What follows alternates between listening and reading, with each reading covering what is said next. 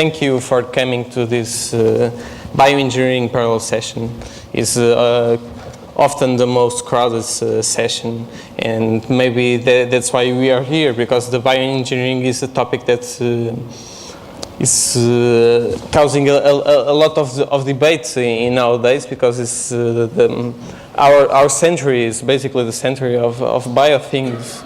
We are starting to discover our body, to improve our body, and we are getting stuck sometimes in the innovation, in the difficult to get money, the difficult to get transfer the knowledge that are being produced in academia to industries.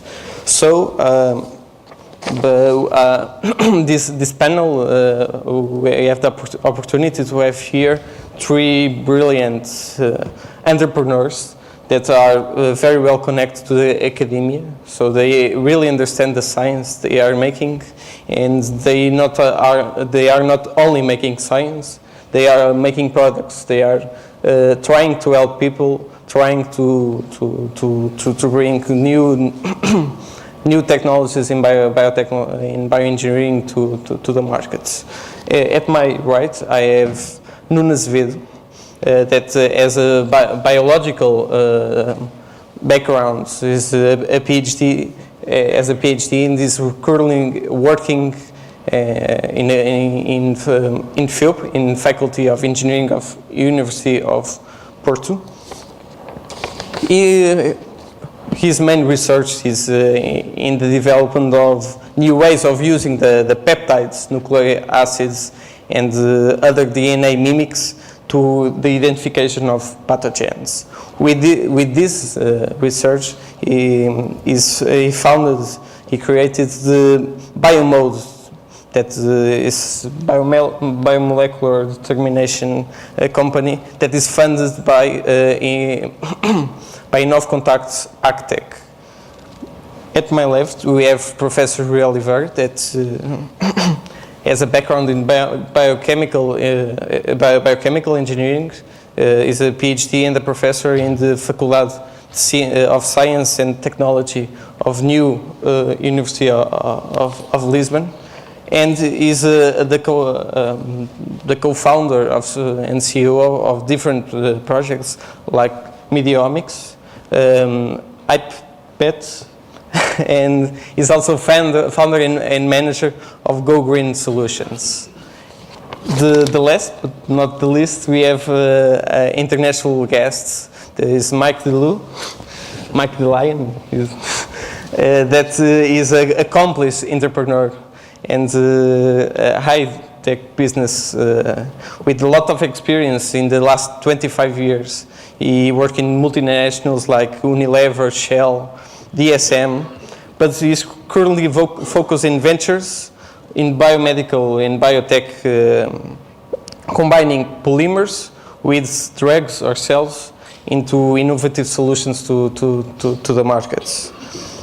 His experience is not only in Europe, but also India, China, United States, and is currently in front of 3 companies, namely a drug delivery company, InGell Labs.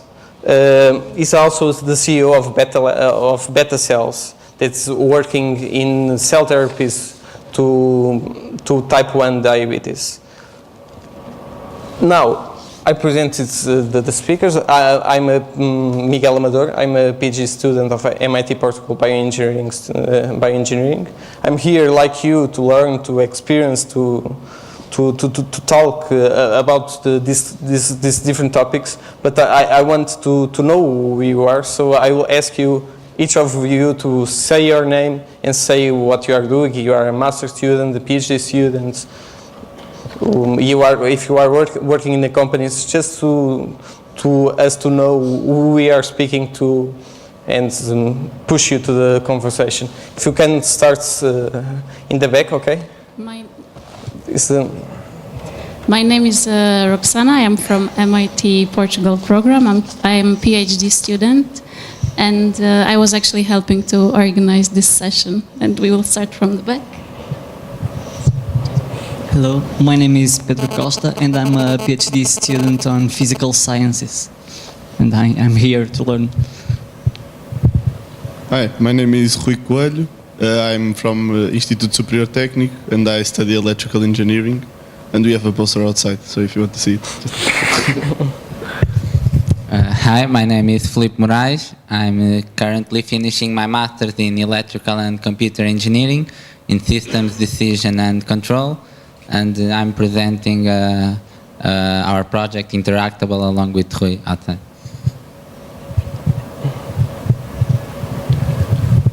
Hi, my name is Miguel. I'm currently studying computer engineering, and I have a lot of interest in this area. So I'm here to know what it's all about, and because I'm thinking of studying in this area. It's interesting to see so many people not in bio basic courses. Hi, my name is Inês, and I'm a student of Master of Biomedical Engineer, and it's a little bit different, but I like the area, and I want to know more. I'm David. I'm a master student of Biomedical Engineering at Universidade Nova de Lisboa, FCT. Hello, my name is Andrea Fernandes and I hold a grant at IST working in cancer diagnosis. Hi, my name is Joana Serra. I also hold a grant at IST and I'm working with mesenchymal stem cells. Hello, my name is Moritz Rastosh. I'm a postdoc at the Systems Biology Engineering Group, working with Rui actually, and we also have the company HybPAT together, and yeah, I'm here to support him. Hello, I'm in the same position as Moritz, but I'm a PhD student, so Rui is also my boss and my colleague in HybPAT. Hello, I'm João Jacinto. I'm a master's student at Nanotechnology Engineering by Universidade Nova de Lisboa. Hi, my name is Marta Cerejo. I'm an MIT Portugal Bioengineering PhD student. I'm from Nova University, but I currently work at BioAlvo, and I'm finding genetic and chemical modulators of one of the proteins involved in Alzheimer's.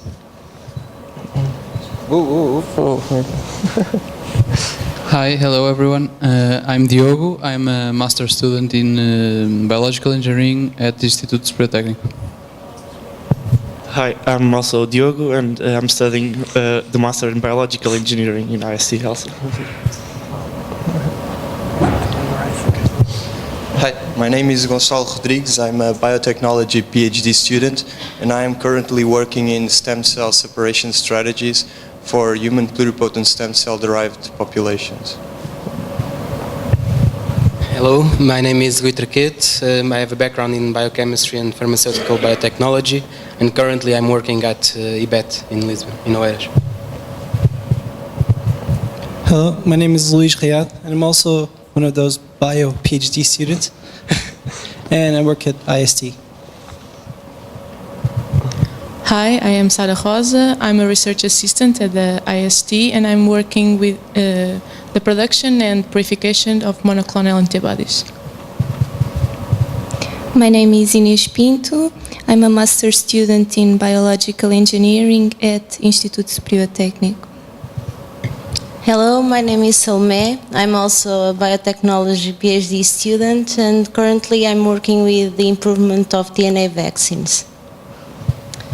Hello, my name is Sofia Duarte. I also work at IST and I'm a PhD student in biotechnology, but I'm working in synthetic biology. Hello, my name is Carla Moura. I'm a MIT Portugal program PhD student and I'm working with the polymers and mesenchymal stem cells for cartilage regeneration. Hi, my name is Jorge and I'm a researcher in Instituto Superior Técnico, bio researcher. My name is Luís Carreira and I'm a master's student as well in IST. I'm currently working on metabolic engineering for strain improvement. Hi, my name is Simão. I'm a research assistant at IST. I'm working in microfluidics to create platforms for drug testing. Hello, my name is Pedro. I'm a master's student in biological engineering from IST. Hello, my name is Maria Fernandes and I'm also a master thesis student and I'm currently finishing my master thesis at BioAlvo.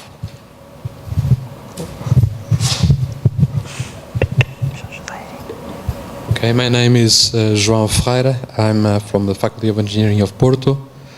I'm the founder and current director of the Master Program in Innovation and Technology Entrepreneurship. And I do have a connection with bioengineering.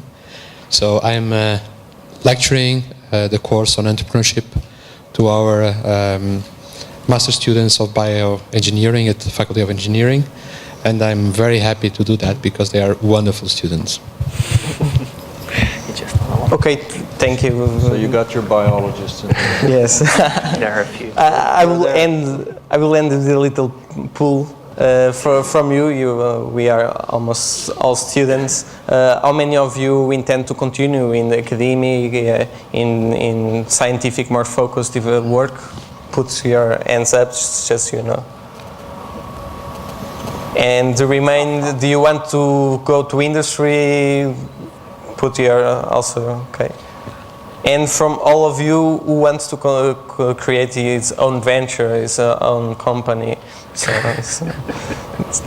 okay, we have a couple of future entrepreneurs, future Mike, Leeuw, future. So I will give the stage to Nuno that will present some of his work, present himself better than I did. Thank you, Miguel. So I'll just do. I was asked to do a very brief presentation of what I've been doing so far and what I have accomplished so far.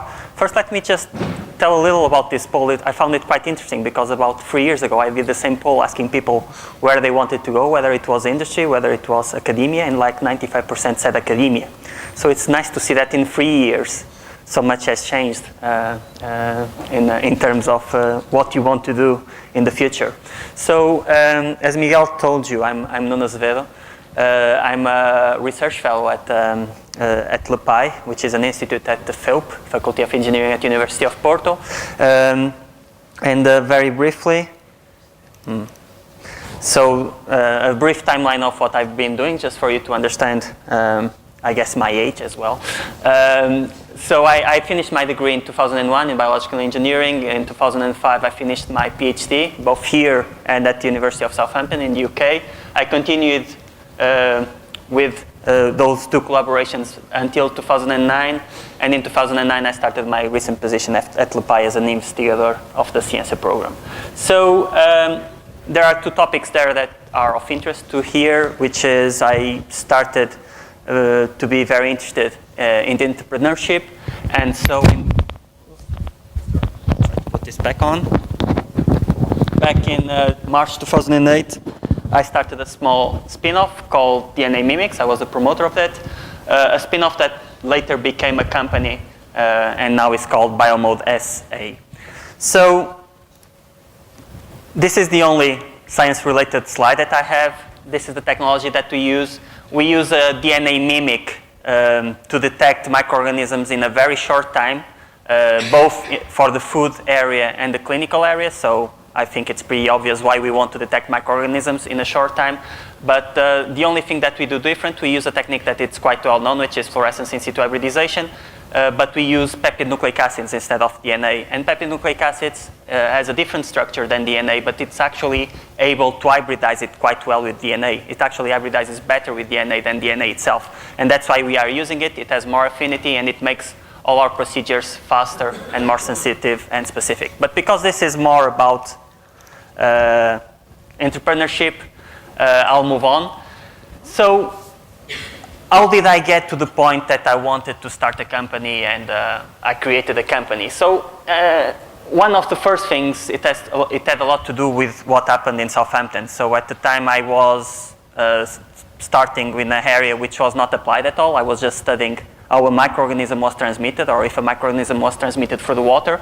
But I used the technology at the time that was just appearing, and it was PNA fish. It started in 2000. The first workflow starting in 2000. And there was a company in Southampton called Oswald that actually designed those, not designed the probes, but had the ability to synthesize the PNAs, the peptide nucleic acids. So I started using them, and back in 2006, we finally had a method finalized. So as you can see, it took a long time for us to optimize the method.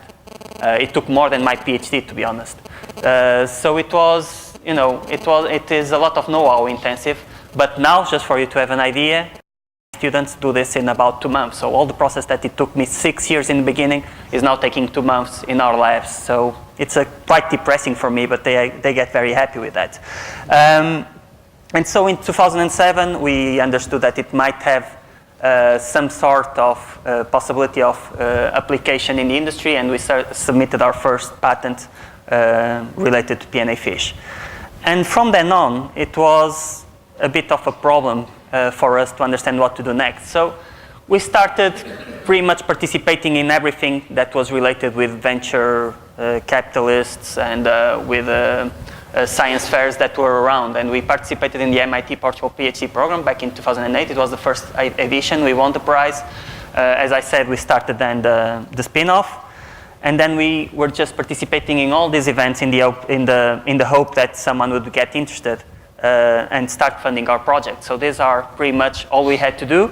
We also had to prepare a business plan, which I had no idea how to do it. The training that I received is much different, I guess, from what you receive now. You probably have a little bit more focus on this, and you might at least have an idea what is a business plan. I had no idea what was a business plan, so I had to contact a lot of people. And then finally, we had the first break in April 2009. We had a seed capital investment from Science Invest. And we did a proof of concept for the first product. So basically, we had to convince them that our technology actually worked, which makes sense. And this was just a small amount of money, but because it was successful in December 2010, we got a second round of funding. And we are funding by what is now called Portugal Ventures, which is pretty much, I guess, the biggest venture capital here in Portugal. And from December till now, we have just been preparing the company to enter the market, doing, things that are not usually done in science in the lab, like preparing kits to be sold. We have to contact distributors. We have to actually manufacture the kits. We have a lot of things to do. We have to set up a new lab. And this is what we've been doing for the last 2 years. And now we're finally in the process of trying to get the final round of funding, which hopefully, if we get lucky, will occur still this year. So I think, just a few things that maybe are a good topic of discussion. Things that I took from my time in this process. First, that science and business are international. We have dealt with a lot of people from other places rather than Portugal, mainly in the UK, of course, but also in other places. Also, that bioengineering area, and you might not have a feeling of this, but it's picking up pace in Portugal. 10 years ago, it was nothing like it is now. I started in very different conditions than what you are starting now. Also, one of my favorite sentences, a career is a marathon, not a 100 meters race, so you have to be persistent in it. And this is somewhat, I have mixed feelings about this. Be prepared to lose control of the company you created. I would say that if you are not able to do certain concessions on certain times, you might not be able to get anything. So it's that analogy that you do. It's better to have a little bit of a Ferrari rather than have a small Fiat in your garage. And then, of course, you have to work. And from time to time, maybe have a brilliant idea. And this is the team that actually has made it happen, both in the Faculty of Engineering and also at the company. We do some regular meetings just to get along and make people understand each of the other one's areas. Thank you.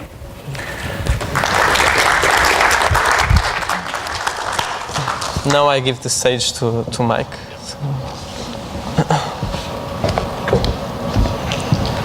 Let me first set this up. Do you need help?